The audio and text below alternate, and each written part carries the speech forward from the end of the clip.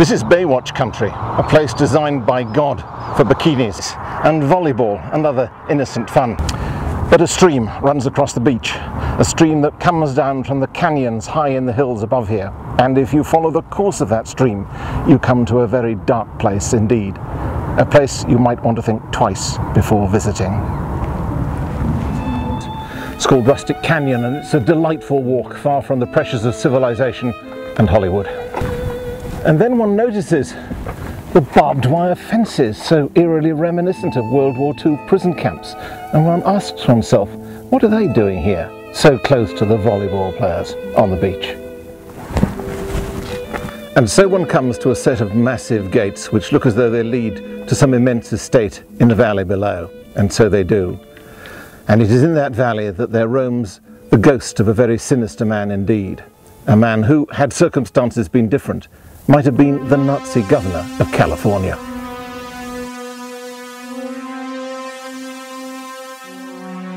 The gates are firmly locked now, but to those who know, there is a way to circumvent the obstacle.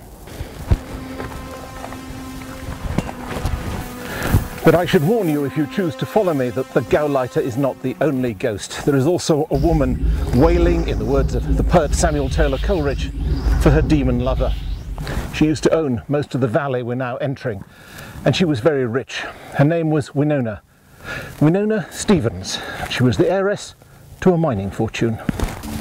She fell in love with a man named Henry Smith, and he brought her down to this beautiful stream at the bottom of the valley and persuaded her it was the ideal place for them to build their dream house and live in wedded bliss.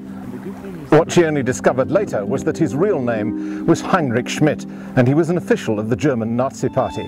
What he intended to do with $4 million of her money was to build a Nazi fortress here in the canyons above the Pacific.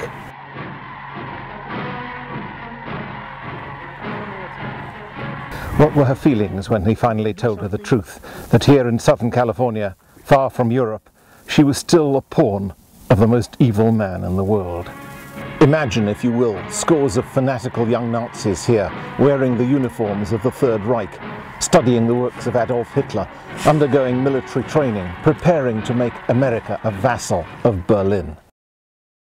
But as you see, today it's all ruins, because somebody betrayed would-be Gauleiter Heinrich Schmidt. Shortly after Pearl Harbor, the FBI came here for him. Was there a gun battle here in this vast generator hall, now covered in graffiti?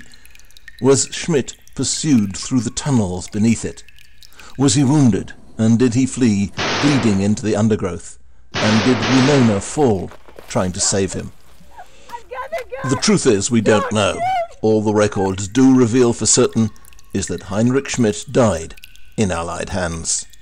Here, if you venture down here after the sun has set, there are those who say they have seen Heinrich marching proudly through these woods at the head of a phantom band of fellow fanatics. Yet others say they have seen his ghost bleeding as it skulks through the trees, searching for something or someone. Is it the woman he betrayed? Well, I can add something else. If you listen closely of a summer's evening, near the entrance to the network of tunnels that honeycomb the estate, you may hear the voice of a woman wailing for the man who led her and left her on the paths of darkness. It's not the sort of thing you expect to find in the pleasure dome of the Pacific, but it is the sort of thing you discover if you look hard enough. Join us again for more Ghosts of Malibu, if you feel up to it.